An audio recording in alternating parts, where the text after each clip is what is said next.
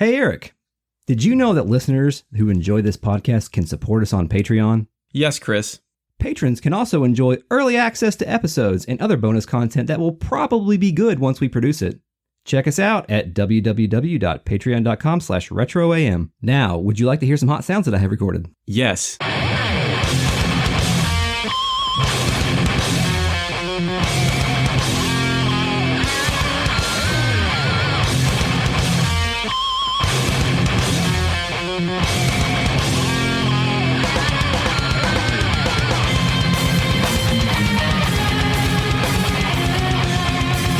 Welcome to Retrograde Amnesia, an exhaustive podcast series where we talk about Xenogears. Let's reconcile our boyhood feelings with our newfound adult hopelessness in an attempt to work out the emotions generated by a story about big old robots. Hey, Eric. Hey, how are you Chris. tonight? Hey. I'm good. You're navigating between pure nihilism and then pessimism back and forth like a hopscotch on that. So congratulations. Isn't that what this game is about? That's what being an adult is about generally, yeah. I think There's so. a lot of nihilism in this game, or at least hopelessness, darkness, despair. Actually, there is some pretty good stuff, which maybe we should dig up at some point, about Takahashi talking about the strife between people on the team that wanted more pastoral character designs, like kind of how Faye and Citan turned out, versus the sadness and hopelessness and darkness that Takahashi was going for. Mm-hmm. So perhaps also he is a teenager, and this game is a teenager, like we were when we first played it. I'm Chris, by the way. Who are you? My name's Eric. Oh, good to see you again. First, this is the first time we've recorded a podcast since we've actually gone live. And I would like to thank the early adopters of this podcast because you have made me very happy because you have downloaded our things. Also, I would like to do a little on-air production real quick and introduce a new segment. It is called Egregious Oversights and Corrections.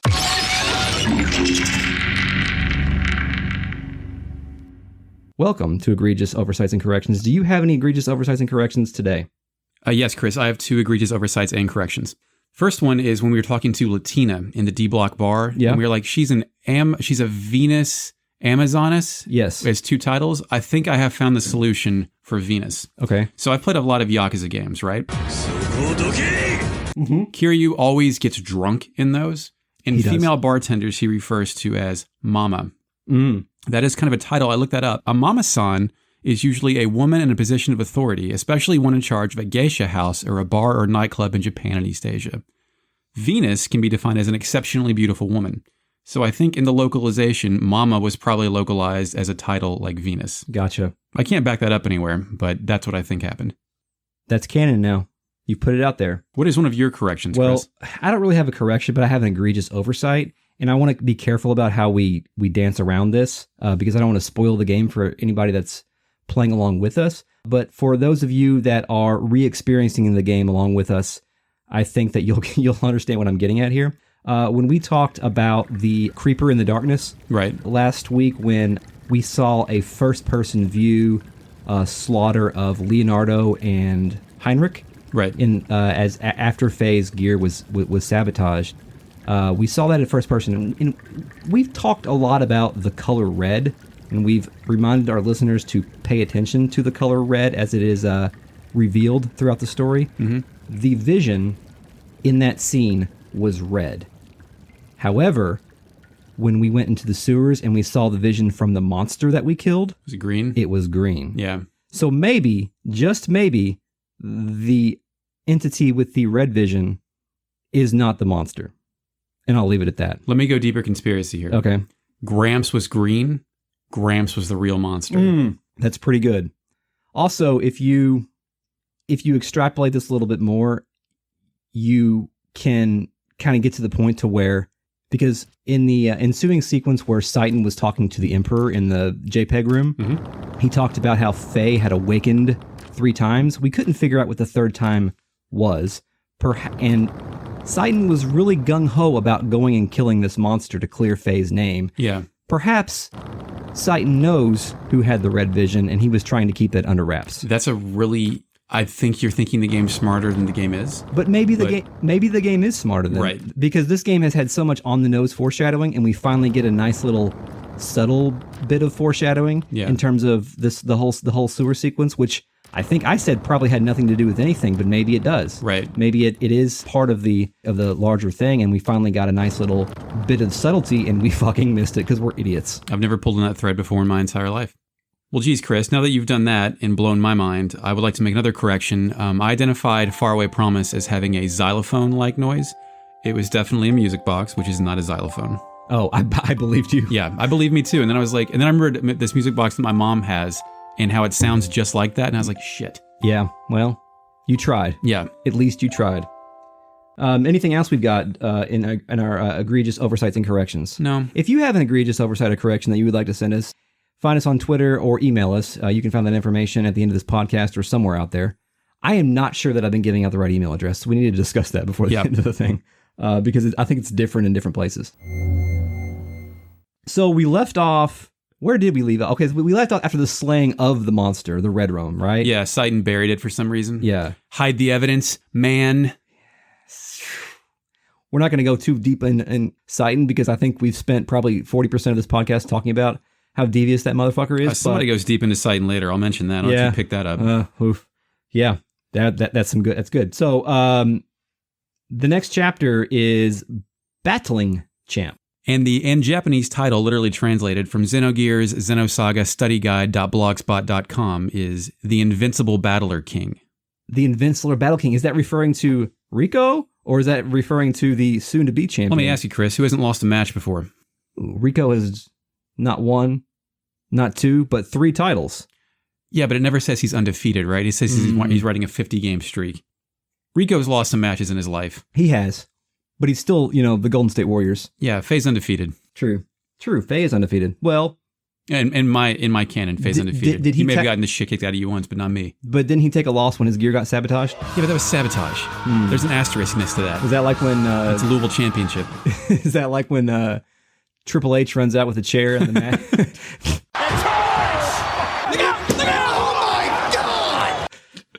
Pulls the sledgehammer out from underneath. Yeah. And the match gets... It's a DQ. You can't actually lose the intercontinental title in that kind of maneuver. Yeah. So this chapter is kind of a cold open. You just kind of wake up and you're able to roam around the D block a little bit. The only thing I got from the bar upstairs was a woman in that dorm area was saying that Rico was wounded in the arm during that battle, which we kind of already knew, but the rumor of Rico's injury is starting to spread. Right. And someone knows he's mortal now. Or excuses are being planted, one or the other. Yeah, that's right. You kind of like talk it up beforehand so that you can have a way to explain your way out of any kind of humiliating defeat. Yes, exactly. I missed this before, but there's 2 kids in the street that are singing a poem. Did you get that? No. Oh, it's... Okay. So there's 2 kids singing. I'm going to read you the poem. Okay. Above the cross, a goat's horn. East and west, the ruling God's throne. The one possessing the red seal. Here there, digging up treasures of the past. Or so they say. That's pretty good. It's pretty good. And then the kid says it's a song about the B-Info store, which I think the B-Info store is the place where you go to buy gear parts and sell spoils from the sewers. The people that are buying gear parts and doing this stuff probably know some shit about the deeper conspiracies of the world. It reminds me of that dude in like the bar in Lahan Village at the beginning who talked about how like Faye has like evil wind. Yeah, Faye has evil wind swirling around him or whatever. Yeah. His fate has a dark, cruel destiny of a god. Yeah. So I was confused about that, but I did find it very interesting. I don't know much. I think all that stuff realistic, man. Kids say crazy shit all the time where you're like, how do you know about Cthulhu? You're 5. Yeah. We don't even live near the sea. Shut up. The first thing my kid told me this morning was that he was playing Sonic Forces on his tablet while I was taking a shower this morning. And fuck's sake, Chris. Sorry. And the first thing he told me was Metal Sonic can steal people's moves and use them against them. That's not even true. It is in Sonic Forces racing game on your... There's a racing game in Sonic Forces. It's not even Sonic All-Stars Racing Transformed. No, it's a running game. Okay. It's like a 4-lane running game. Like Sonic R. I got it. I don't want to talk about this anymore. Okay, yeah. Well, join our Patreon for our Sonic podcast. I've beaten Sonic 06. I'll talk about that until you shoot me. Oh, okay. Well, I've watched all the cutscenes in Sonic 06 recently because... Are you serious? I told you my kids are deep into Sonic lore. Dude. Put some limits. I'm not a parent, but man, come on. I got sick of them watching Why Mario don't you just buy him a gun? Okay, so we've got to get back to the C block for the semifinals, right? Yeah. we have to fight 3 gears before we can advance to the finals. Any notes about the 3 gears that we have to fight? In the spirit of the SGC, I trash talked all of these gears while I fought them, and I wrote down what I said after I defeated them. Okay. So the first gear you fight is Hamamoto. Yeah. He's a purple guy with a spear. I wrote samurai looking ass. Samurai looking ass. All right. I wrote generic ass, Last Samurai, Tom Cruise, pastel pilot, polygon clipping fuckhead. I like it. Yeah. He goes down pretty easily. Next one is Firewheel. Anything about Firewheel? I wrote that the Firewheel should probably just be called Wheel Arms. Yeah, Wheel Arms would have probably been a better localization because there's not much fire involved, really. No. It's I wrote down, too big concrete metal wheel broken looking ass motherfucker. Looks like Axel from Twisted Metal 2 would smoke your ass with Axel power.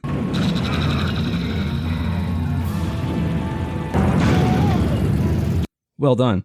Okay, and the last one, we have Silverstar. Silverstar, T-1000, Dural ripoff, Rise of the Robots 3 looking ass, dollar store balls reject looking motherfucker. That's better than what I have. I just wrote Vector Man looking ass. Yeah, well, balls and Vector Man are interchangeable. B-A-L-L-Z, Genesis Super Nintendo fighting game. Balls also use Vector Man technology. For those of you that don't know, Eric has an encyclopedic knowledge of retro games, so I'm getting there. Yeah, you're doing quite well. Balls isn't exactly a noble pull. Yeah, on balls, but that's what makes it good. So post battle, Hammer is pretty amped up that Faye won. Dude, Hammer says he's excited about having our names cleared, underlined our. I'm like, dude, what? Yeah, you're not part of this. I don't understand how he just hitched his wagon to Faye. Yeah, he's a fucking swindler. I get that, but he's like, I would be like, hey, I didn't invite. You're selling me the drugs that I need to live. You're not my friend. No, bro. No, you're not. You seem to be latching on to me because I look like a ticket out of this place. What did Hammer even do? Why is he there? Is that ever explained? Does he just live there? No, he's a bomb caller, doesn't he? Yeah. He's trying to get his caller. What are his crimes? I don't know if we ever find out Hammer's crimes. We should maybe look those up. Yeah. If they're not in the game, and we'll get back to you on that. I don't know. Faye has to get over his pre-battle blues. I saw that. It's a curious localization. That seems like something. It was like, it's 3 a.m. and I want to go home. So yeah, that's what it's going to say. In other words, Faye's nervous and he's not sure he can beat Rico because Rico's a 3-time champ. Yeah, by beating these 3 knuckleheads, Faye has earned the right to fight Rico in the championship. Yeah. He's easily motivated because Hammer just gives him like a 30-second speech and Faye's like, okay, fine, I think I can win. Hammer rhymes at the end of it. He says, a bit of worry? That's not so. This mechanic here is doing the best he can, bro. And he tells us to save the video game. Yeah, okay, so this is curious here because if you go back and talk to Hammer before you leave, he says, don't you think you should save your battling record in the memory cube, bro?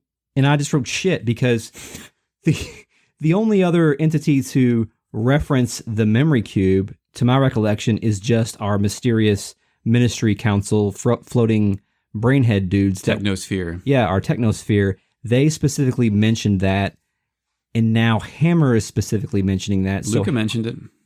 Yeah, but I consider Luca an abstract fourth wall. Only Faye can see Luca. Yeah, jokey kind of thing.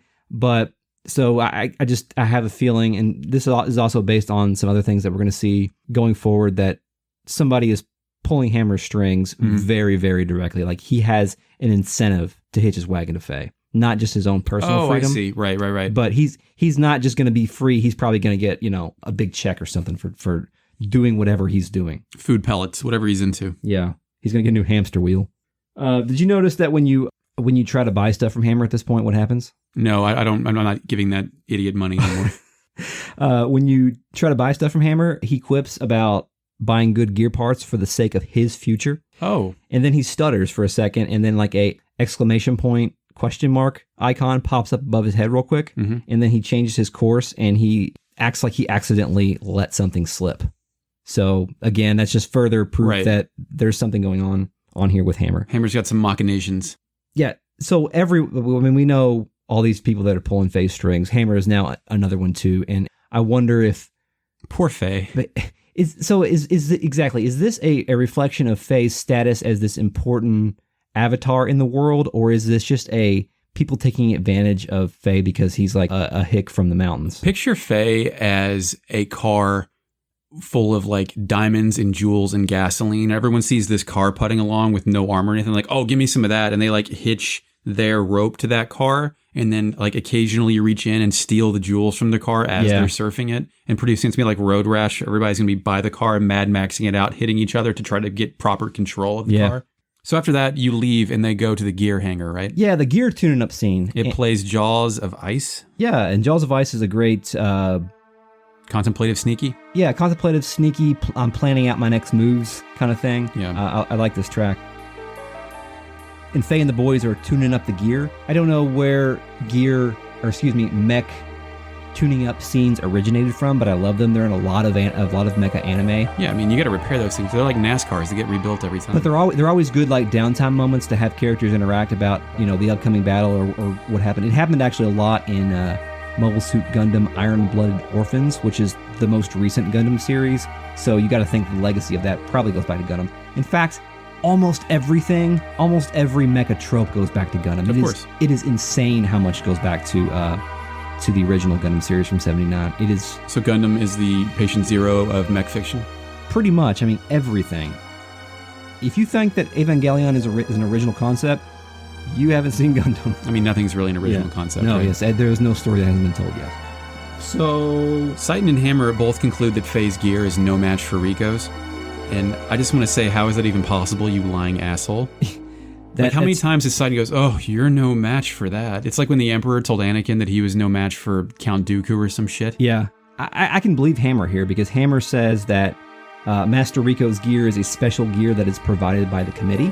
Oh, a special gear. Well, guess what Faye's gear is? Yeah, exactly, a special gear. I think it's important to note something right here that we don't find out until later, but I think it's important to go ahead and note now, since if you've played this part of the game, you've already seen this. But within the next couple of hours of the game, we learn that the committee is largely made up of members of the Ethos. Oh, really? Yeah, a little bit later, there's a conversation that leads to that point. I thought the Ethos did not get along with anybody in Nortune. That's true. And that is why there's a conflict between the committee and the Kaiser. Very good. So it actually does make sense that Rico has a very strong, powerful gear, because he's getting shit from the Ethos. He's strong and powerful, like flawless victory. Who controls everything. So then the camera does a weird pan up, and who's there? Yeah, it's a great pan up, actually. It actually gives a great sense of scale in that room. You don't see the camera move like that a whole lot in this game. The camera does move in this game. There's a lot of like flashes of different things, but you don't. I don't think you ever have anything that quite distance. But we get a ha, ha, ha. The ha's are very spaced out, and we have our good, mysterious friend Wiseman. Not wise man, but Wiseman. Wiseman is standing there being all ominous and whatnot. Once in my life, I want to be perched 20 feet above somebody while they conspire and be like, you dumb, I already know everything. Yeah. And then evaporate and then reassemble at ground level. Also, upon further review, I think that, I can't prove this, but I think that Wiseman is not wearing a skull mask. It looks more like a bug? Like a shinobi kind of Naruto style, Japanese style mask. Played shinobi. Sorry, my references are... He's wearing the same mask as Kage from Virtua Fighter. I don't know what... He's a weird-looking dude. Yeah. But it is a mask, probably, correct? Yes, and he says, long time, Faye.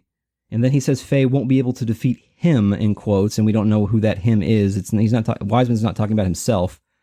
Despite the fact they're about to fight. And he's probably not talking about Rico, I don't think. He's probably talking about someone larger, maybe Ramses, maybe Groff. I think that go either way, because Citan and Hammer are talking about Rico, and then who else are we supposed to draw from a conclusion of that? That is true, but he puts him in quotes there, yeah, so he might be talking about maybe he doesn't remember Rico's name. Yeah. And the Blanca, green, him. And it's funny, too, because when Wiseman fades away, I expected him to be not just... He's gone. That scene's over. That's it. But he appears at ground level. That's almost like a comedy type thing. Like if that was time better, it could be a comedy. If he said boo or some shit and the sprites just motionless moved up an inch and then back down. Yeah. And when he gets back down there, we start to get a little bit of Night of Fire panning in here, and he challenges Faye to a fight. And you get in a fight, but the screen doesn't break apart. It does some weird zoom in thing, which I think is the first time that transition has gone that way. It happened. I have an egregious correction here. Okay. It happened in the Ramses battle. Oh, yes. Okay, cool. So pivotal, important on-foot battles. Yes. Got it. He says, put up a fight, because if you don't, your life is mine, which is a Shang Tsung line. Your soul is mine. I have a question about this battle. Well, first of all, how many days have passed since the tournament in Bloodvidic? Okay, we know Faye was out for 4 days. He's been to sleep twice. Sewers is probably an overnight thing. Let's go with a week. About a week, okay. Yeah. So a week ago, Faye couldn't hit Wiseman. He dodged everything. It was impossible to hit him. And Faye hasn't done a lot of fighting yet. Chris, I was like level 18 then. I'm 34 now. It's true. Yeah. So I guess, Faye has gotten a little bit stronger. Like 2 more death blows.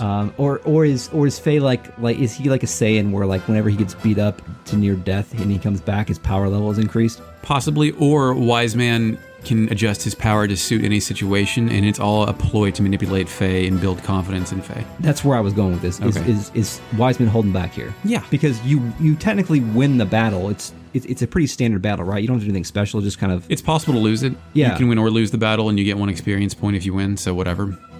I won because I don't lose to no Wiseman. Yeah, but when you do win, Wiseman then does like a little death blow combo to kind of knock Faye out to show, hey, I'm the boss here. It's like when Rico beats the crap out of him at the baptism. Yeah. But yeah, it's a pretty standard fight. Wiseman's got a multi-hit chi blast that's, I think, unique to his character. But Faye notices after the fight that their styles are somewhat similar. Yeah, and Wiseman's kind of talking about how Faye, he doesn't do shit about the difference between him and his opponent. He doesn't deal with the difference in mass. Yeah. Because Faye just is a sort of a head-on attacker, and he doesn't kind of use his shiftiness to his advantage. Yeah, unlike Citan, Faye doesn't have any moves where he has a ghost fight for him. Exactly. Wiseman says, fighting brute strength with brute strength is a sign of a great fool. And at the point in time when I experienced this, I thought he was talking about my upcoming fight in Battle Arena, and I would be like, well, where's my option with that, dude? Yeah, there are no mechanics that map to this. Like, I can do a chi blast. Like, there's no way for me to logically interpret this in my game. Yeah. And I love this next part. This next part is terrific. Mm-hmm. Faye asks who he is. Who are you, Wiseman? And Wiseman seems like he's gonna walk away and leave us with another thread hanging here. No, he goes deep in it. But he says, he's like, okay, well, you want to know who I am? Okay, I'll tell you. And then he goes deep in it, as you said. At first, before he says his own name, he says, I'm the one who took you in your mutilated state. To that mountain village was none other than myself. And he did it at Faye's father's request. Yes, he's the one who dropped him off at Lahan Village 3 years ago, which we had... In a mutilated state? That's got to be a localization thing, right? Like, who would call somebody mutilated when they're just kind of beat up? That sounds like processed through a meat grinder like Buscemi and Fargo. And I guess that was your accomplice in the wood chipper. Yeah, mutilated is a little bit harsh, yeah. So yeah, he does admit to dropping him off, and then he says, Khan and I were fellow students. Khan is his father's name. Note on Khan. Khan is spelled Khan, like Genghis Khan. Right. Or Shao, of course. Yeah, exactly. But that's a typo. It's supposed to be Kahn. It's not supposed to be an explicit... In the rest of the game, it's like that? Or No. just in the full script? The full script is a typo. So somebody translated it to Kahn, and then they flipped it back, or they didn't fix it in post. So while it may appear to be a reference to like a Mongolian general, it is not. Okay. So he says his name is Khan Wong. Then he kind of goes deep. He says, eventually your father became an officer of a certain country. Yes, a certain country, which is another interesting way of phrasing things. I think a couple of... You're meant to think it's Solaris at this point, right? Yeah, but remember when Citan was like, when he referred to Solaris as the home country instead of just saying Solaris, even though he could easily... He was having a conversation It's like with saying Sigurd. the fatherland or some shit instead of Germany. Yeah, motherland might have been a better use of term there, yeah. There he met a young woman, 20 years old, named Karen. She was like a flower in full bloom. And she also wanted to speak with the manager because her name is Karen. Yeah, that happens. It's the best part about this is Faye doesn't appear to understand the metaphor because Citan immediately says, he means she was extraordinarily beautiful. Fuck. Citan's such a jerk. It's like even if Faye got it, just butting in and trying to explain that is such a dick move to somebody. To like this elder, mysterious, enigmatic peer that is giving you information and go, Faye, that means your mom was hot. Damn it. She died when Faye was a child? Correct? Yeah, Khan and Karen got married. Wiseman then left on a journey to strengthen himself. Wiseman says Karen passed away when Faye was a child. Quick poll, Chris. Who's responsible for Karen's death? I don't know if we explicitly find that out, but... I don't think we do. We do know that shortly Groff interferes with this Khan and Faye, so maybe Groff did, maybe... Who knows? Do you have any guesses on that? mean, my immediate guess is Groff because he's the most mysterious. Possibly Emperor because he's all fucked up. Possibly Citan. Citan would be a really good pull because he's like a 9-year-old Citan, whatever, knifing. Like that's part of his training and is Jugend. Es ist ausgesprochen Jugend. We don't. They don't have say no that she was information. killed, though. She just says She that said she was, yeah, it could have been disease. Yeah. You know, if those people live in the hills, right? They could have gotten tetanus or something like that. Yeah, he says that, Wiseman says that Khan once said that you, Faye, had special powers. The man that wanted that power took you, and that man was Groff. Right. Wiseman also says Groff had wounded Khan and Faye by the time he arrived. And he says, Khan notified me. How do you notify someone in this world? Like, did they have beepers? Is there a mail service? Well, if he is from a certain country, or if he's a soldier of a certain country, They've got they some probably tech. had, Sure. they had some sort of tech they could use, I'm sure. Khan left to go hunt Groff, and Wiseman should watch over Faye, was the general implied thing. He's like, here, you take this kid that's mine. I'm going to go hunt that guy. I actually think Groff's responsible for Karen's death because, you know, why else would you be hell-bent on revenge to give up your child? Yeah, and eventually Groff got Faye, and there was an encounter where Khan faced off with Groff. I guess Khan went to rescue Faye from Groff. There was an encounter when they got him back. Allegedly, Wiseman was given Faye to escape, and Khan stayed behind to face off with Groff. Yes. We don't know where that was. Could that have been the same scenario in which we saw Ramses with the flames and the red guy and Groff standing off peering in the distance? Was that the same thing? There was that. There was also that anime scene with Kung Fu guy.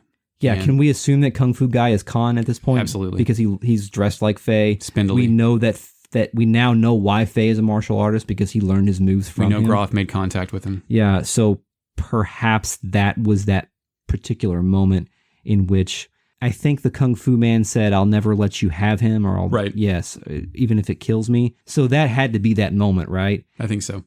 We don't know whether or not that moment is that time in the flames with Yeah. Ramses and stuff. And there but was a third party in that moment too. yes, the long red-haired dude. But you kind guy. of just mentioned it in passing, but Wiseman mentions that him and Khan both studied under the same master, so they're basically a Ryuken scenario, Yeah. which explains, earlier we were wondering, how does Faye know all these things? And that's how Faye knows, is both of these people taught him his moves. Yeah.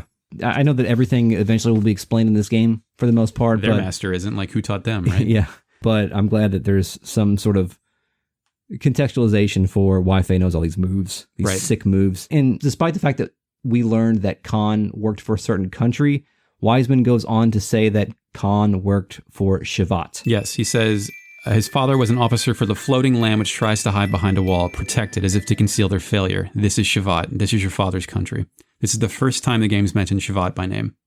And it's we saw a floating island not that long ago. We've seen a lot of floating stuff. We saw the Yes. snake vase floating thing. Solaris is apparently in the air, the UFO in the desert. There's been a lot of strange shielded floating things in this video game. That's it. Well, That's Hammer it. freaks out because he's like, what is going on? Hammer loses it. He says, what was that all about? He disappeared like wind. I've only known you since you arrived here. What is this Ave tournament? What is going on? I wanted to write all that down, but that's not, that dialogue just goes really quickly. Let me give you a pro tip. Write one sentence and then look up the script. Yeah, that's true. Or consult the fake net. Yep. So now it's time to fight Rico, right? Hold on. I think there's a line Citan gives here before the Rico fight where he kind of feels threatened because he tempers the advice Wiseman gives Faye about winning the big battle. And Citan, I think, can see someone else pulling the rope and he's like, maybe don't take what he said completely seriously. We did miss one line, some advice Wiseman gave to Faye to make up for the strength. He says, one must commit to the single final strike that thrusts at the opponent's fissures. The final move. Yes. The super move. The killing blow. The final smash. So there's a big, I wouldn't call that a lore drop. I mean, it was a lore drop from Wiseman, but it was also some table setting for future events, maybe. I liked the scene overall. Just Yeah. because I liked the gear, the gear tuning up setting. He kind of showed up out of nowhere. We got a little bit of a... We got some answers. Yeah, exactly. We got some answers, and we got to have a battle, but one thing I wrote down that we didn't get to during that battle is, why didn't Citan help? It's a good question. Maybe he knows he'd lose that fight, right? Yeah. Fuck off. Or they have an agreement, Yeah. Who knows? So, yeah. I do wonder if Wiseman and Citan know each other. They have to, right? At least be aware of their existence, even though they might be on opposite teams. They have to be, because we know that Citan was one of the elements, right? Yeah. So he was a high-ranking official of... Solaris. But this is Shivat. So we don't know this yet, but we have two sort of floating continents, for lack of a better term. Maybe they're at odds. Right. Of course they are. Everything's at odds. Yeah. But next we have to fight, like, I think it zooms out of that, and it's the next day. You're fighting Rico in the championship, and it's 3 out of 5 instead of best 2 out of 3. Rico is piloting the Stier, S-T-I-E-R, which is German for bull. Initializing fake net. Stier. Oh, nice. In the interest of shit talking, I have my observations here. Oh, yeah.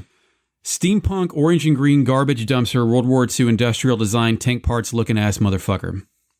I like that one. Yeah. Yeah, I was actually trying to figure out a good way to describe the Stier earlier, and I just kind of crossed my fingers and hoped that you were going to do an okay job. I got but you. You did a terrific job. Yeah, so I mean, I commend you for that. It's green. It's a tank. It's got wheels for feet. It basically, you can tell it's a power fighter, not necessarily a technique or a aerobatic fighter. I think one of its moves later is it grabs the opponent by one of the death blows. It grabs them by the shoulders and headbutts it over and over and over again.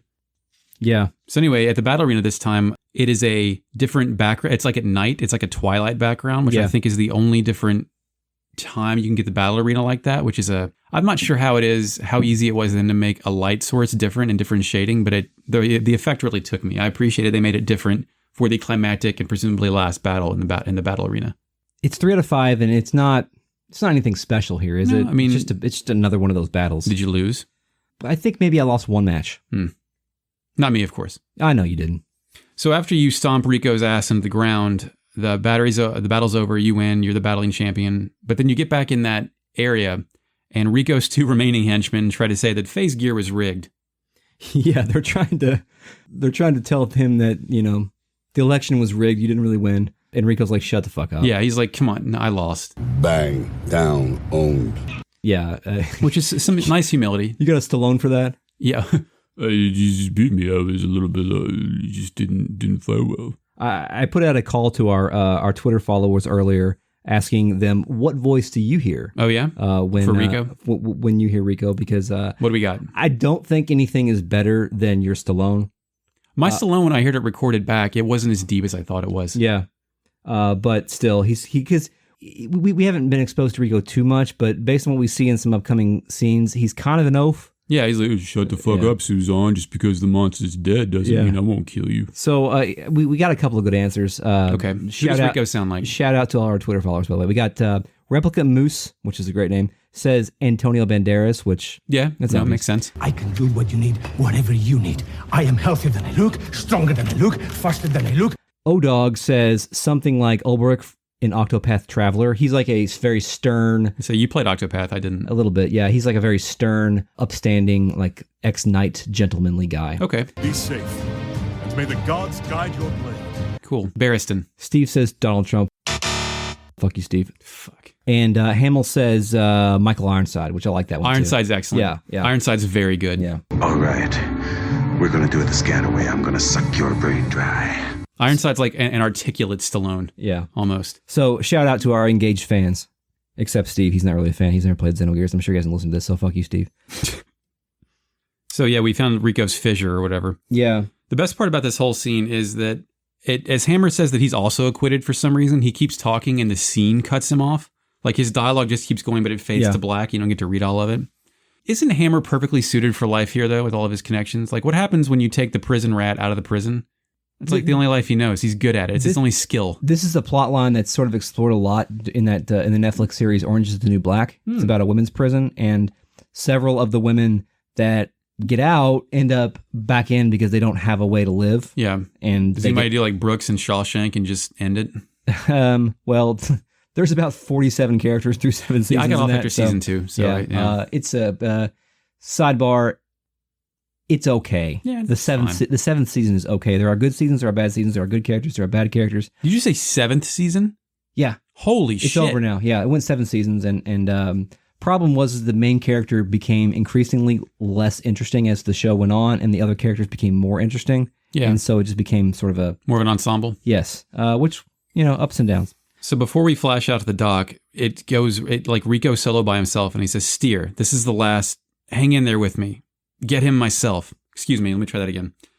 Before it zooms out, Stier, we get a scene with Rico by himself where he says, Stier, this is the last. hang in there with me. Get him. Myself.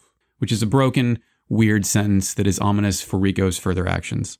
It is. It's very strange. He looks at his gear in the hangar while he's saying all this. It's almost like he's saying goodbye, you know? Yeah. Like he's going to go... Suicide mission. Yeah, exactly. Which... I mean, we've taken away all of his pride, so what has he got left? With as many characters that are in this game, maybe that would have been appropriate. Do some thinning. Get him out of here. Yeah. I mean, he doesn't have much more of a role after this part anyway. I mean, he's no heiress, but he can still sacrifice himself. I'd be a little bit sad if Blanca wasn't on my team anymore. Yeah. I mean, Blanca is my favorite Street Fighter 2 character, by the way. Really? Yeah, Blue Blanca. Okay, Yeah. whatever. So where do we go from here? Oh, now we go to Elly and the Proud Boy mini-boss squad. I like Proud Boy. Yeah. Like, I think Gebler Goons and then Goon Squad, whereas what I was going with, Proud Boy is much more apt for our present times. I'm just going to say this. I will not cut you saying I like Proud Boys. Did I say that? You said I like Proud Boy as a descriptor just now. Yeah. But if I take that, I won't cut that and put that at the end, you know. Right. I won't do it's that. Blackmail material. Yeah, I won't, so no one else. At my trial, they have like that clip only. Yeah. So since communicated is 10 years in state prison. Yeah. For that. An extra 10 for that bullshit. I'm really excited for people to hear that segment. It's a great segment. It's on episode 2 coming out on Monday from when we are recording this. Time travel. So Yes. Elly and the Proud Boys are talking about command ships, and they say that all are ether guided, whatever that means. Yeah. Except for one. Drotsky, he says that there's only one guided ship and that the other 7 are ether guided. And I'm guessing that ether is some sort of, is like an autopilot, magical autopilot or something of that nature. That's what I get to that. Like only one can have a human brain manipulated. Probably because this is a suicide mission. I was just thinking that their tech is advanced beyond the point where they rely, like taking out Nortune, the Purge, what their plan is, that's not going to require some skilled gunners on ships, right? They just need, they need drone pilots to go over there. Yeah, do the job. And to rehash, we already know that they're going to basically destroy the nuclear reactor to purge. To purge Nortune to get rid of Faye. Right. Seems like overkill, but but Faye has been known to win every battle he's in. Yeah. And then, by the way, have you noticed by now? I don't think we've noted on this podcast, but none of the Proud Boy squad has their own sprites. They're just differently sized Gebler sprites with helmets on. Yeah, they have their own gears for the most part, but they do not have unique sprites. They are like the lowest tier, like mini boss squad that you can possibly have, and they are, I think, soon going to be overshadowed because who enters here?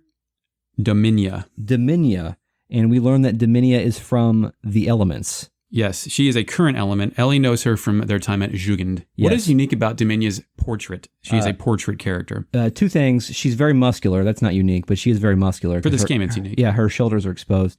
She has pointy ears.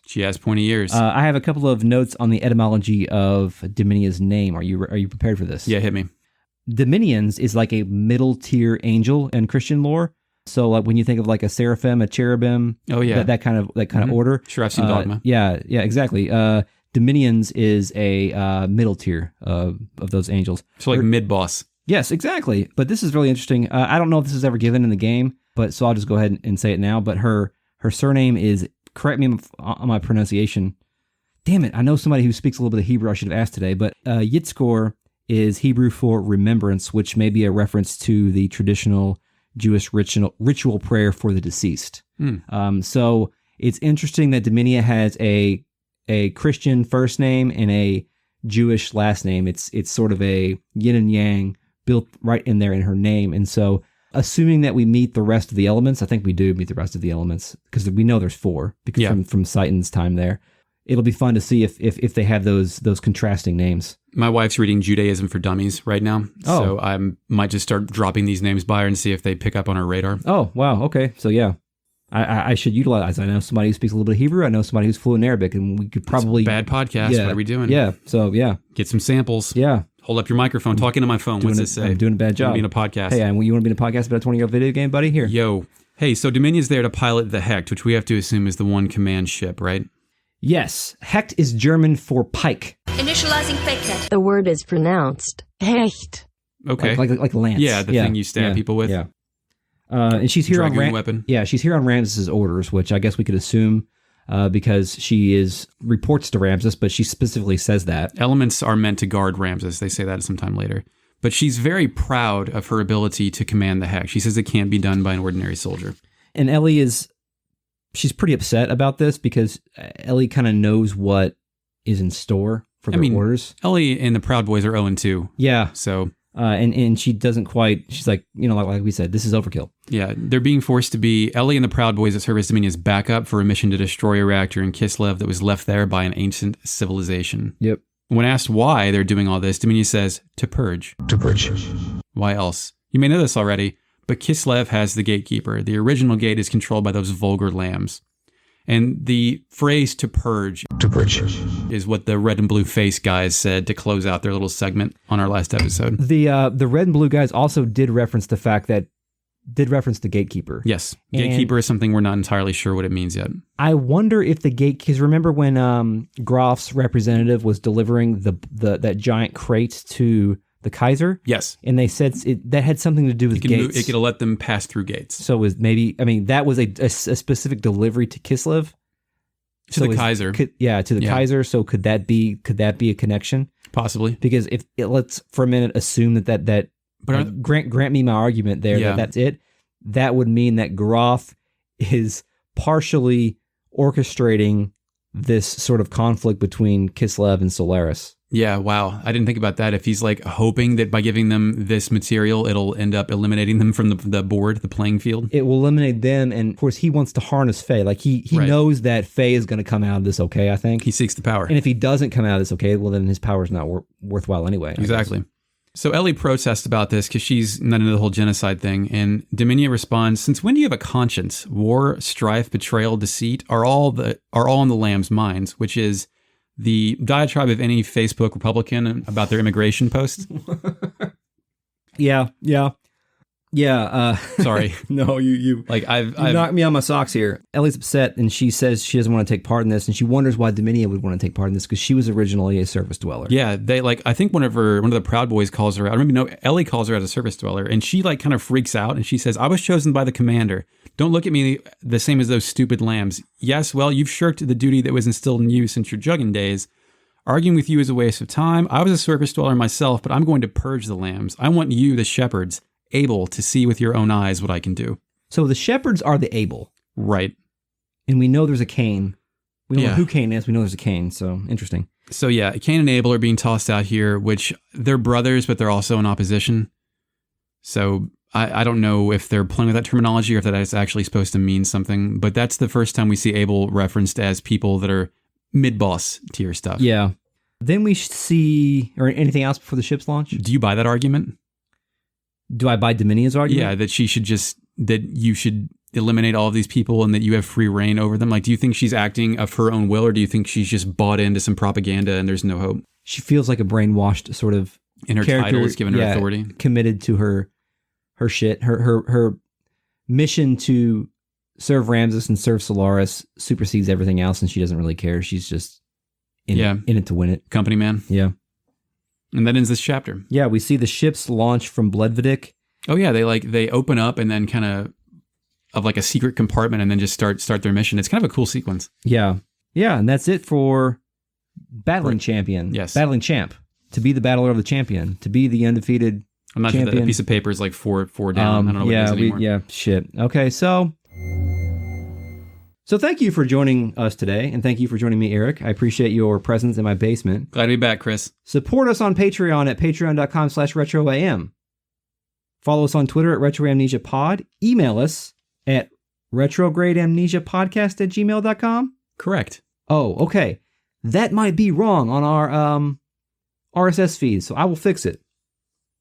We promise to read and respond to your comments in the future as they become applicable to our conversation. I actually already have a couple saved, so thank you for those so far. We will talk about them when we get to that point in the story. Review us on your favorite podcast app, Apple Podcast. We're on Stitcher. We're on Spotify.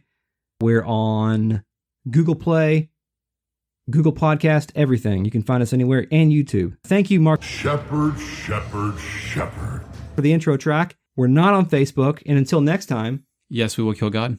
Now you may go back to sleep.